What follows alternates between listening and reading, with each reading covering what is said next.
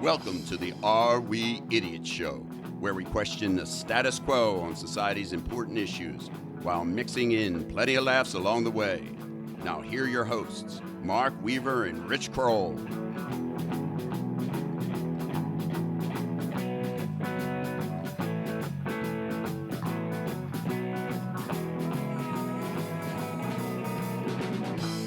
Hello again, everyone, and welcome to another edition of the Are We Idiots Show. We are your hosts, as always, Mark Weaver and Richard Kroll. Mark Weaver, a pleasure to be sitting near you and taking in your lovely persona. We're not in Kansas anymore. It's like tornado warnings out there. I Rich is a little frazzled today, listeners, because he just made it through Armageddon to get here to tape the show. 3-hour drive, and literally where you can't see, everyone's going 20 miles an hour with their blinkers on down a highway that's 70 miles an hour. What do they call that? Raining cats and dogs? Yep, I guess. I don't know Buckets. why. Yeah, I don't know why they call that either. I guess because the rain is so intense, it has the same effect as cats and dogs splattering on the windshield, blocking your view. That's what we should do someday. Explain what are they called? What are the cats and dogs called? Is it like not a metaphor? What is that? What is that called? Anaphorism? What is that? What's that called? Cats and dogs. I am not sharp right now. You're not going to get me to figure that out. But anyhow, we should do a show on all those sayings and just make up some funny things. But did we used to do that with the Kroller Wiki? But We was did that a different. lot. That was Origins. That was a little different. All right. So we have a great show planned as always, and Rich is going to give you a tip of the day, maybe even 2 tips of the day. Right, Richie? Right now? Yeah, sure. Okay. That's what we usually do at the beginning of the show. I am I going to have to spoon feed you I today? can't even remember what we actually do here. So the first tip, kind of a serious tip. I had a doctor's appointment a couple of weeks ago, and actually a friend of mine, Dr. Ross Podell in Paoli, great doctor, takes the time to go over everything and truly cares about you. He said, dude, you got to get a shingles vaccine. And I'm like, really? I just had my rickets, Bora Bora, and scurvy vaccines. His 3 favorite, by the way. He said, yeah, I mean, if you've had chicken pox. So, folks, if for anybody out there, most of our friends and family have had chicken pox, especially, 40, 50 years ago. If you've had chicken pox, when you cross the age of 50, you're very susceptible to shingles, which is a painful skin disease condition. It's a nerve ending. It's a nerve ending. You wouldn't want it, right? So it's so important that now there's a backlog on this vaccine. It can take up to a year to get it if you go through the normal means like CVS or Rite Aid and the pharmacy. So, folks, if you're over 50, look into getting your shingles vaccine because apparently 1 out of 3 of us 50-year-olds that had chicken pox as a child will get it. The next vaccine tip, another good friend of mine, haven't seen him in a while, used to hang with him 20 years ago in the Avalon days and when I lived with DJ Ferro and Terry McGurk and Buddy Dunn, Evan Connolly. Serial name dropper, Rich Kroll. Evan Connolly, famous businessman, marketer, promoter of life, involved in many businesses. He also said, make sure that everybody gets their HPV vaccine. Most of us don't realize, but the majority of people, again, over 50, have herpes or HPV running in their system. Cold sores, and HPV is leading to a high percentage of people that have it in their system. Once you have it, it's always in your system, leading to lymph node cancer. Mm-hmm. And he got it. Didn't even know it for a while, but you can get a golf ball or softball size growth in your throat on your lymph nodes, or I guess wherever else they are. It's treatable if you catch it early enough. Well, and in women, it's leading to ovarian cancer. So. Correct, and sterilization. So, folks, especially guys, I guess and women, everybody, go get your HPV and shingles vaccines. This is brought to you by the Department of Health and Human Services. Oh, no, it's important stuff. And we appreciate you bringing that wisdom to us, Richie. And by the way, I want to remind our listeners. By the way, is this mic on? Because I know last week Rich reminded his listeners his friends to go out and be a patron of the Are We Idiots show. So please, if you're listening, go out to Patreon site. It's on our supporting listeners page of our website. It's also on our Twitter homepage. So just click on that. Go become a patron. We'd love to have you partner with us. Is it a bad business practice if I offer somebody something like a case of beer or a case of wine that the value is actually more than the patron donation? You can't make it up on volume there. No. On our show today, Rich has some Idiot of the Week nominees for me coming up next. Then we're going to talk about declining happiness in America. And this is really, it's really could be interpreted as a follow-on to our last show. We did the opioid show or a couple shows ago.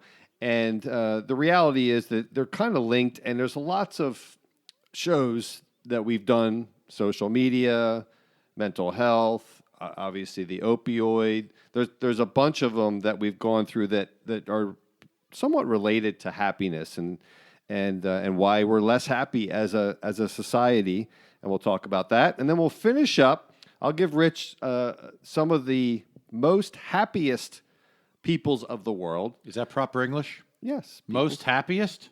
Yeah, the happiest peoples of the world. Because I'm not going to name them all, so I'm going to do some of them. So, and you're going to speculate, Rich, with your quick wit and inventiveness. You're going to speculate as to why. So let's say I say the Finns, people from Finland, the Finns are very happy. You'll tell me the reason why Finns in particular. The irony is, I'm going to have a lot of the true answers to this. Good. We like that, and so do our listeners. So, Richie, lay it on me. Idiots of the Week. Who are your nominees? I have two. The first one, it's also kind of sad, but it's like, what were you thinking, Idiot of the Week nomination? I know you don't believe in common sense, Mark. Can I call you Mark? Yes, you can. But this one, you'll see what I'm saying. Sometimes you just have to apply common sense to your daily consumption. So, a woman who began to have blackouts was eventually fitted with a pacemaker at the ripe old age of 32. Oh, my goodness. The mother of three from Leicester? In England, right? It's in UK. Yeah, Leicester. My apologies to my British friends. If I pronounced that wrong, I probably did. Said she was consuming up to 6 cans of 24-ounce heavily caffeinated and heavily like added Monster drinks? Sugar energy beverages. Yeah, Monster drinks. Yeah, Monster probably. drinks. Yeah. 6. I don't think I've had one in the past year. And it's also very popular now with college kids at fraternity parties when you take an energy drink with vodka or whatever you mix it with, right? Yep. And I also knew somebody that just had like 6 cavities off of, just from They're awful. So in 2014, I'm quoting her now, I was drinking 5 or 6 a day until I had the pacemaker fitted in February 4 years later. The drinks that kept her awake during work would cause her heart to beat faster and create palpitations, but she didn't think anything of it. Then she would crash to where she was almost passed out at work, which would cause her to have another drink. Because you gotta wake yourself up. It would give me headaches, I'd be grumpy, and I'd need another one just to keep me going. I wouldn't sleep, I'd never slept, and I had an overwhelming feeling of doom when I even tried to go to sleep. So she eventually, after I guess 4 years of living like this and not knowing why it was happening, I know. What's the IQ over here? right, she went to the doctor, and he was like, yes, you're basically exploding your heart. Right. You're shocking your heart on a daily basis. Additionally, it was discovered she also had kidney stones and had early onset diabetes based on the amount of sugar she was consuming daily. Duh. She says that her doctors could not point the blame specifically at the energy drinks for her heart issues, but she said as soon as she stopped drinking them and she quit them cold turkey, she stopped blacking out and she can't feel her heart messing up anymore. My heart does not skip beats anymore. She should work for like the CDC or something. I mean, she's brilliant. She figured that out. As soon as she stopped the bad behavior, her pain stopped. It was really weird, and I feel bad for people like this because when I used to make myself a pot of tea every night to see if the burner was on, So you put your hand on I would always put my hand underneath the pot, and it was on every time. Now I had severe blisters, Yeah. and my skin was oozing pus. But about And then someone suggested to you maybe stop. stop checking the heat if the burner was on. So I stopped doing it, and Mark, Immediately your pain like went away. within a week, the pain in the skin it was cleared up. And anyway, Oh, so my that's nominee number one, idiot number of the UK. Nominee number 2. Headline is fugitive to surrender if he gets 15,000 Facebook likes. I love it. I love it. So police in Connecticut are hoping a suspect wanted for twice failing to report to court will honor a deal to turn himself in if his wanted poster gets 15,000 likes. I love this. Here's an interesting one, said the Torrington Police Department. They wrote on Facebook. Jose Sims negotiated, this is, I guess, the actual police officer that talked to him. Jose Sims negotiated with me earlier this week and has agreed to turn himself in to the Torrington Police if we can get 15,000 likes on this post. The fugitive has 7 warrants out for his arrest, including child endangerment, motor vehicle violations, and violating a protective order.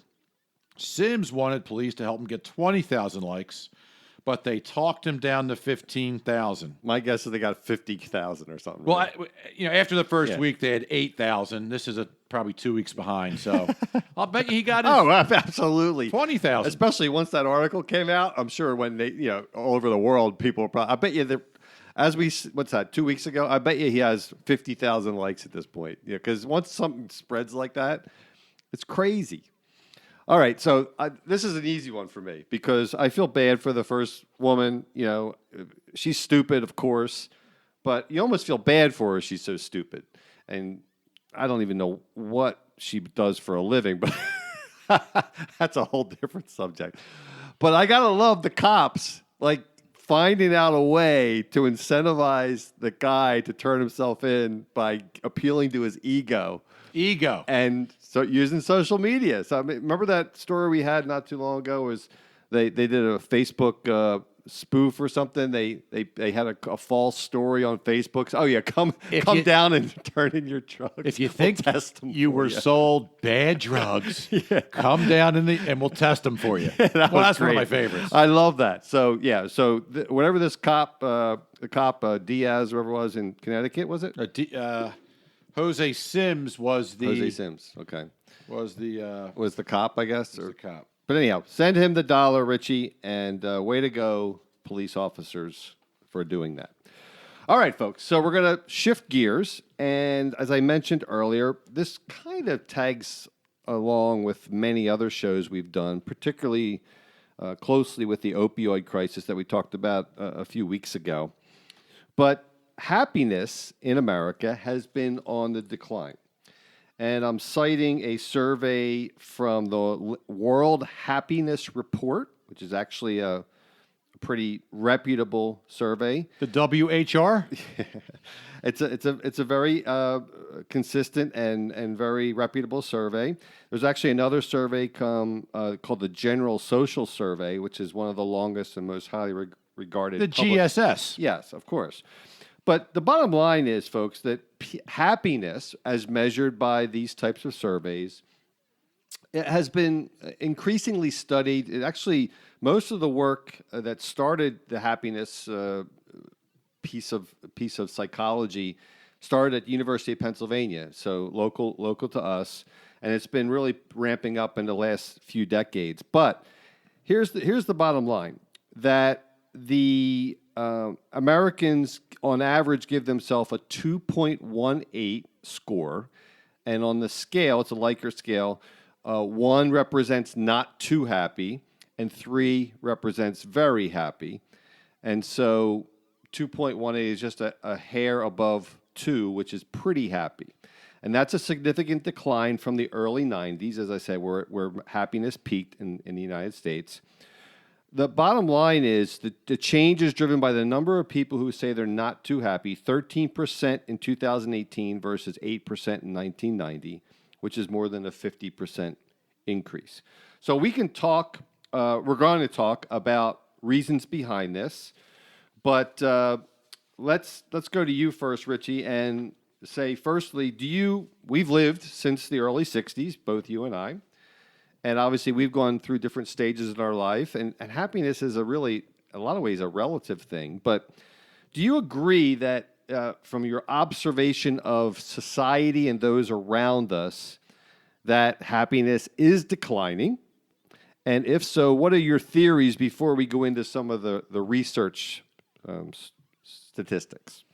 Well, great question. I mean, as we've mentioned a few times, we live in a fairly affluent area in the country, I guess, then also the world. And most of the people I run into either act happy or don't want to admit they're not happy. But you can tell there's a lot of people that aren't happy, or maybe they're struggling. The obvious people that aren't happy are ones dealing with the loss of loved ones, physical ailments and issues, mental issues, right. Maybe financial. They lost a job, or they lost a home, or they got divorced. So I wouldn't know based on where we live. I think most of the people I talk to seem pretty, I'll say, content, but I could absolutely see the overall decline of happiness because of the complexity of life. So I always look at, some things are better simple, right? And as we've gotten involved with the internet and social media and technology and bigger, faster, better, shinier stuff, life, although this stuff has made our lives easier, it's also made them more complex, more noisy, more things to worry about, more things to break, more things to maintain and support and key.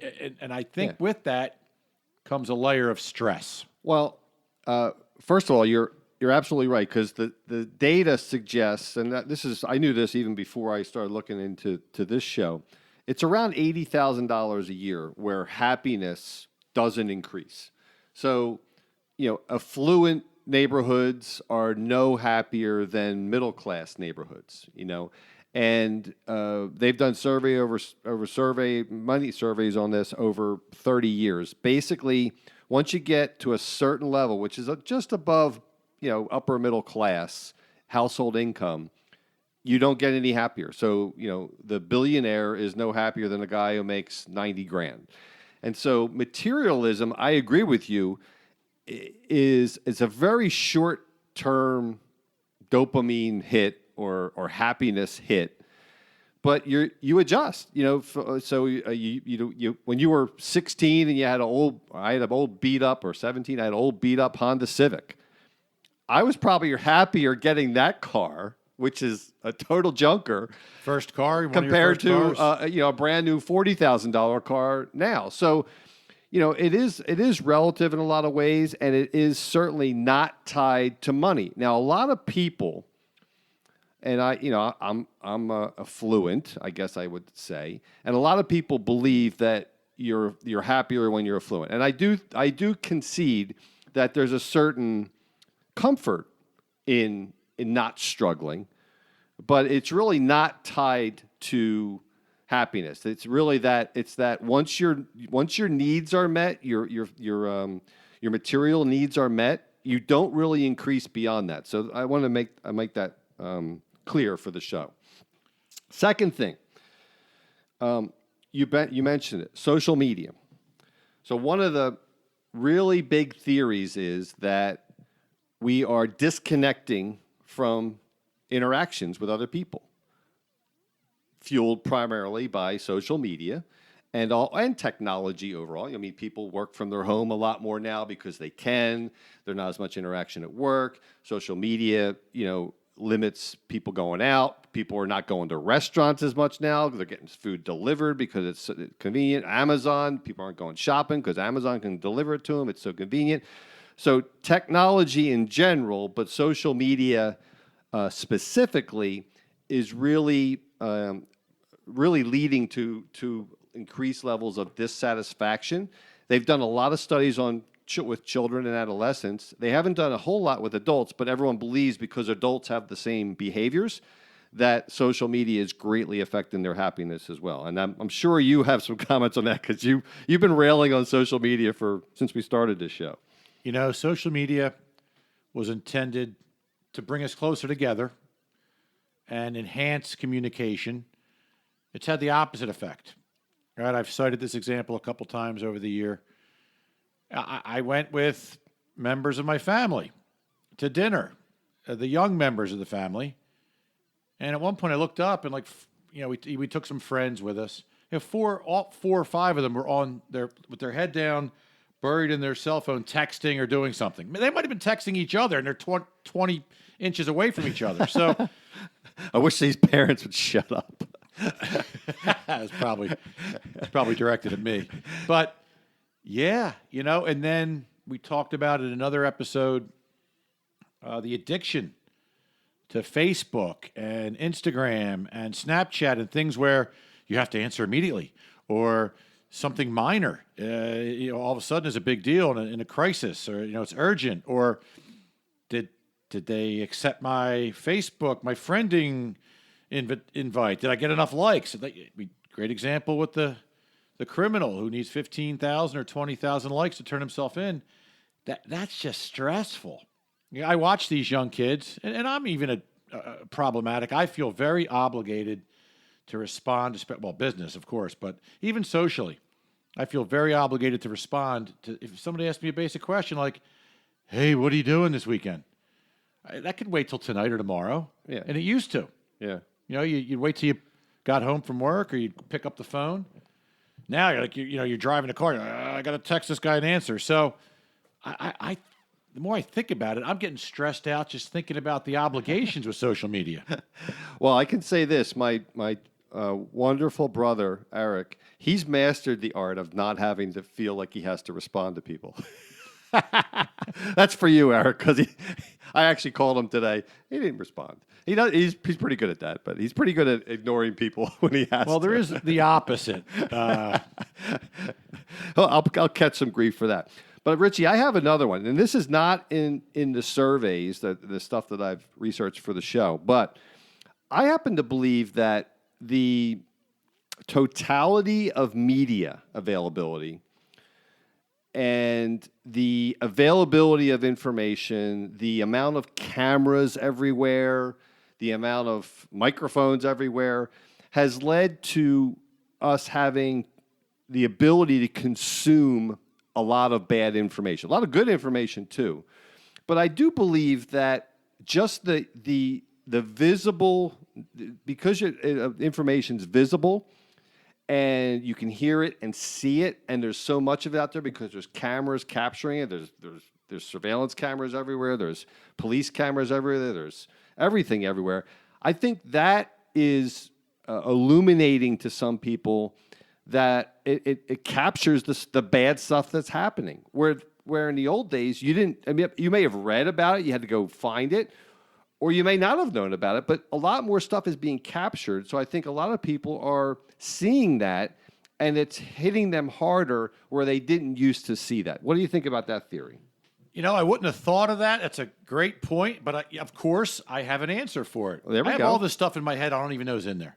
So they've done neurological studies with patients that they'll give you something to look at or read, and then they'll check the brain waves in certain areas of the brain that show emotional response. Right.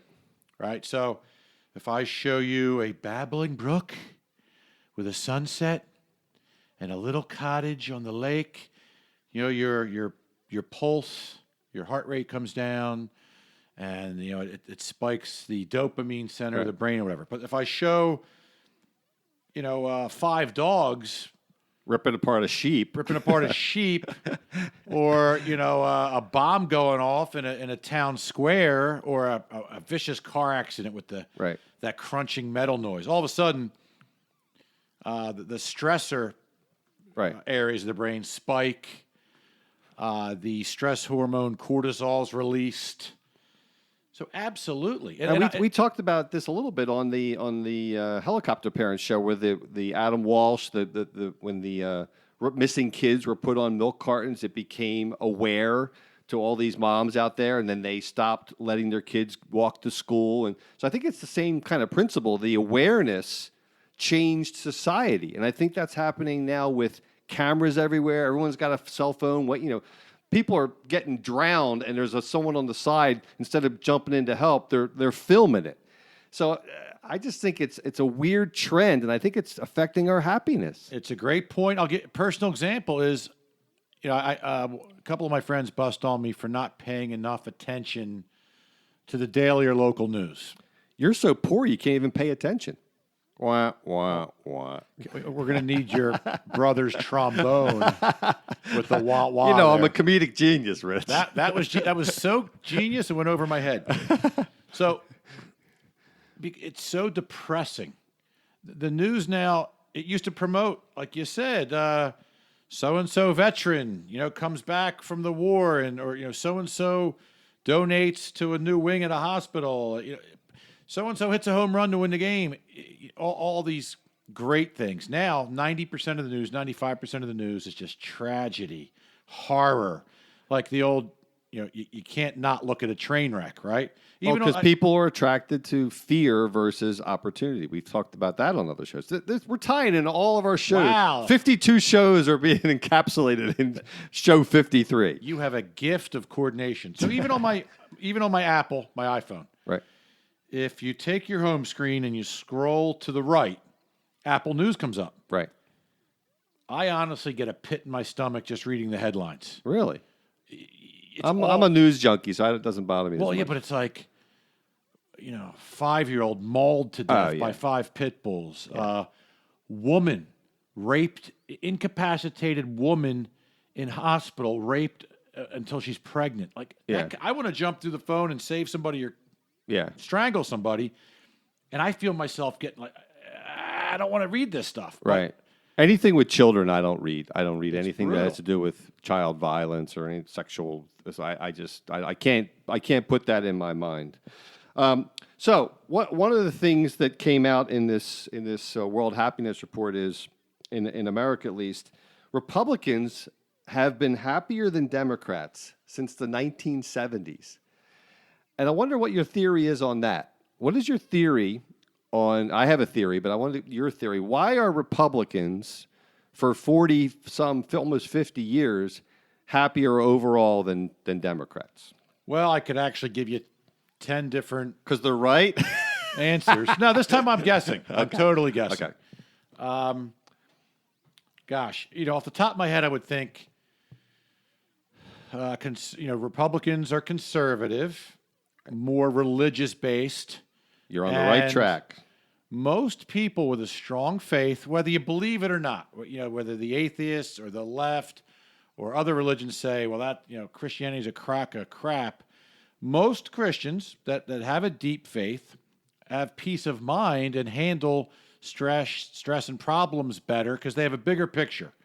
Exactly. So that's one thing off the top of my head. Yeah, you're right where you need to be, Richie. It leads me down this path which I wanted to talk about, which is a lack of purpose. And when you have a lack of a greater purpose, your happiness will decline.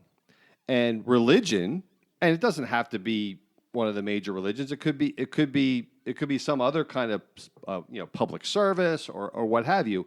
But that lack of purpose and a greater calling or an anchoring is absolutely tied to happiness. And you're right, Republicans tend to be more religious overall, and so therefore they're more happy. By the way, rural folks are also much happier than city dwellers. So I think it's probably a similar type of arrangement where my guess is if you did religious studies that less people in the city are attending church than rural folks. So it's probably a similar type of thing.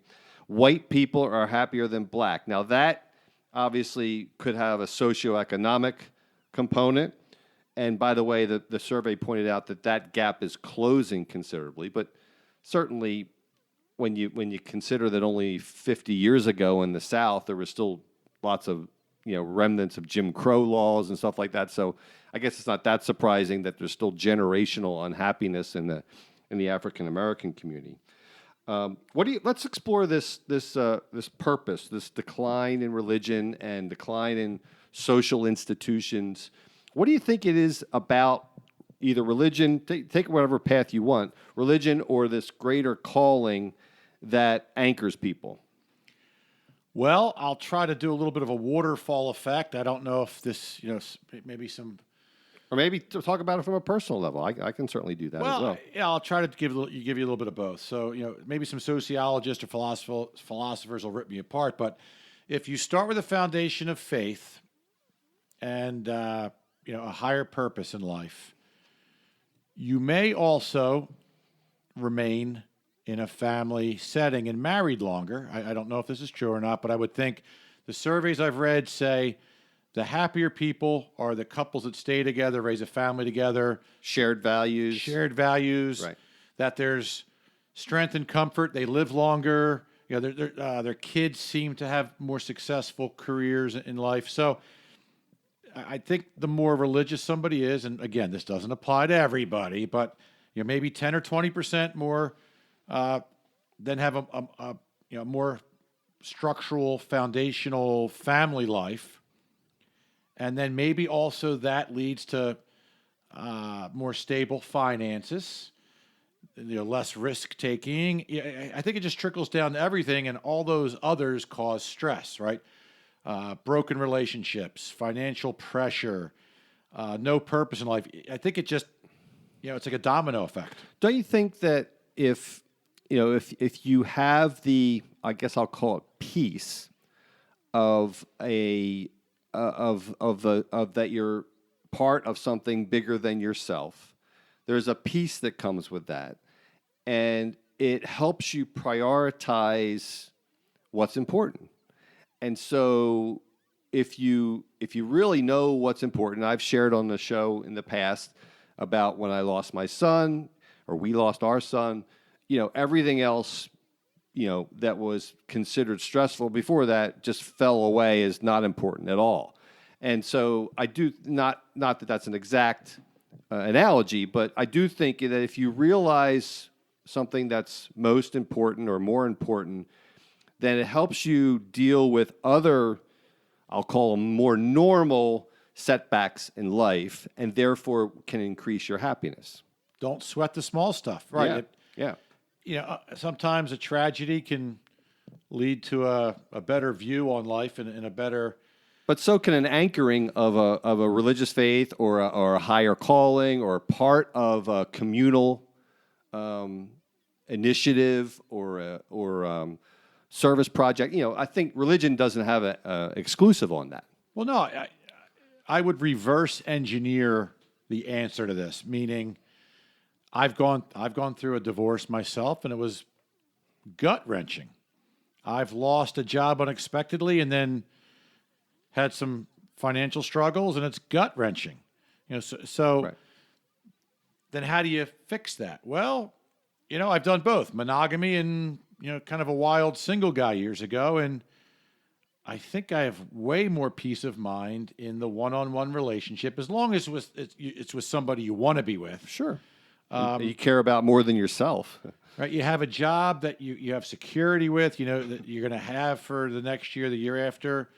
That's a peace of mind situation. If your kids are fairly adjusted and doing the right things, so if you look at all the categories that can drive you nuts and reverse engineer the opposite, avoid that, those people are typically more happy. Now, I have some friends that'll say, in fact, we were just joking last night with a few friends that somebody mentioned they were getting divorced.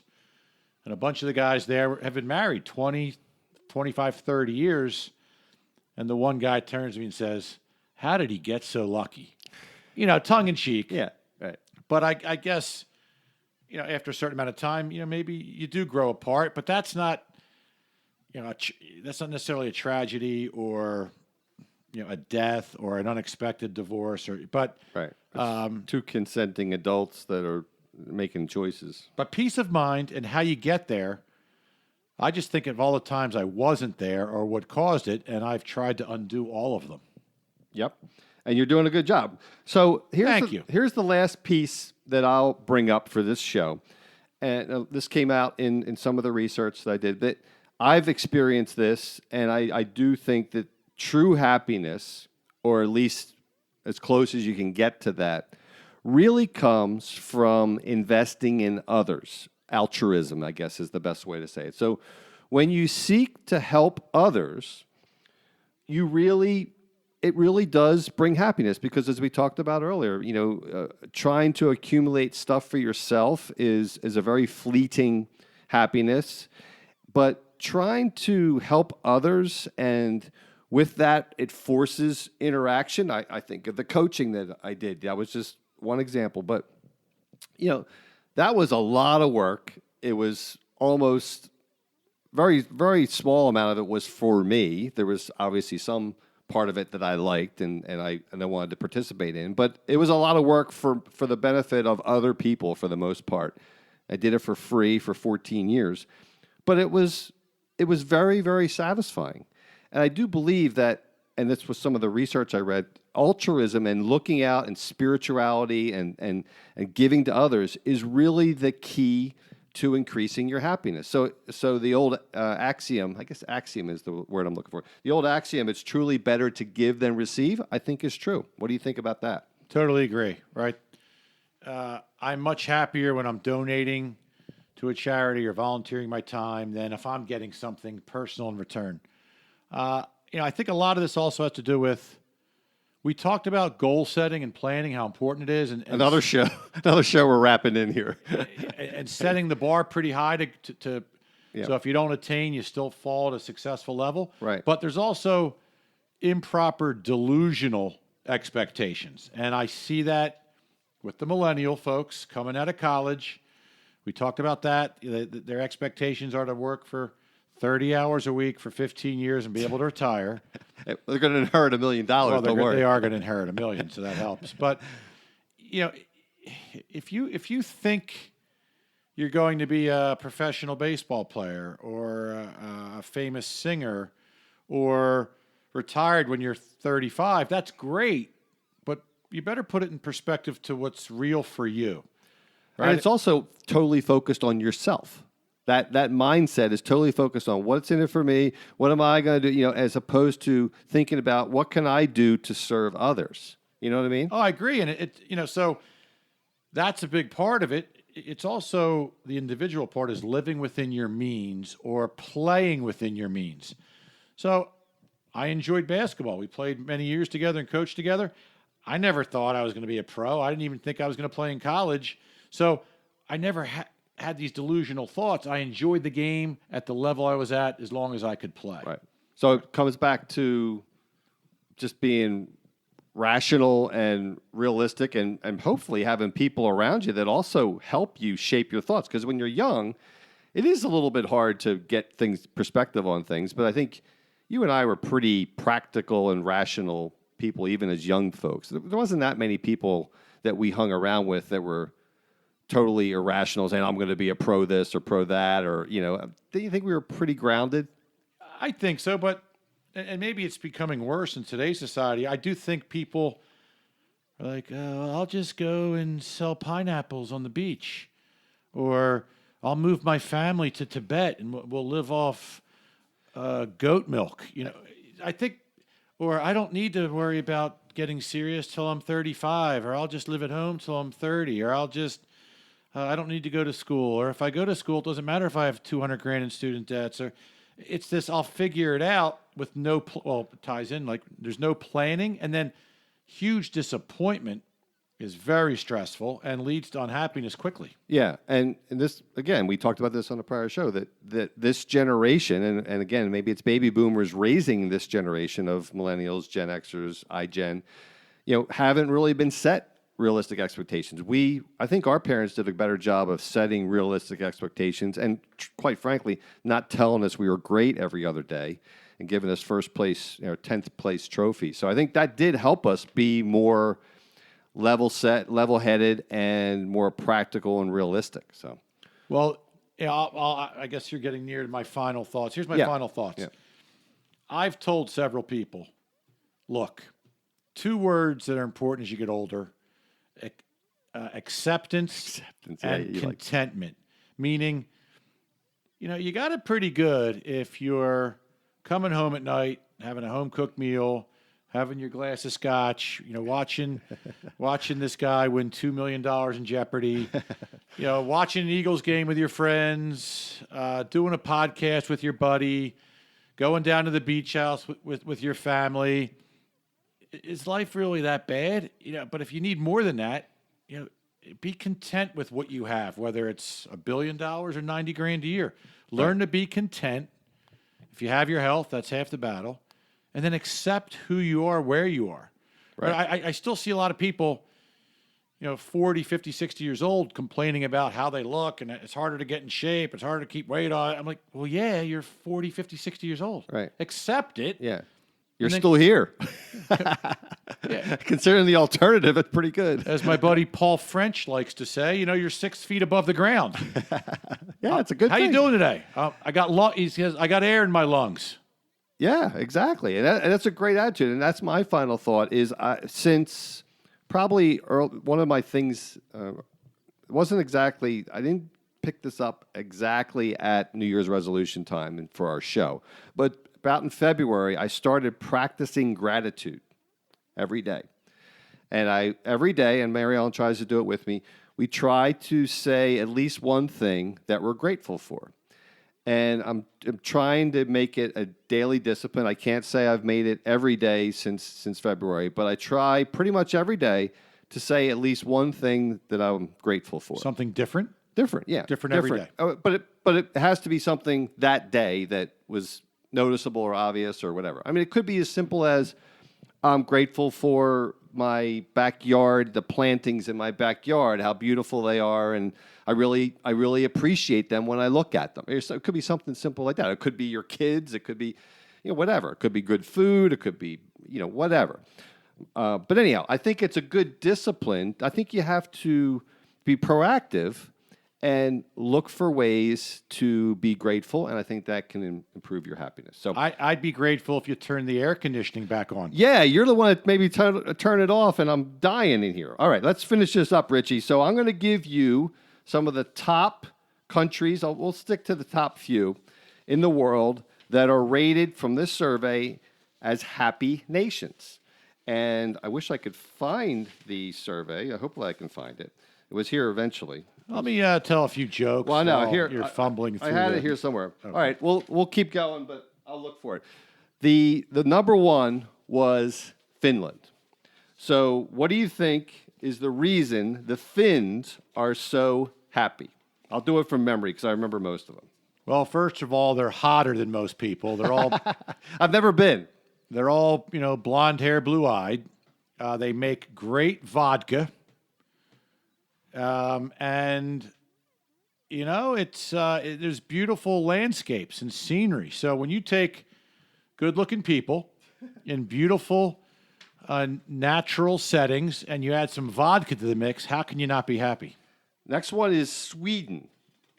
What do you think? Same exact three. I mean, Scandinavia. Denmark. We'll say Denmark. Finland, Sweden, Denmark are all what I just said applies to all three. And then in that part of the country, or world, I should say, you also get more daylight certain times of the year, so you can golf till midnight. Yeah, but that's offset by the fact that it's darker all through the winter months. Well, then so you leave.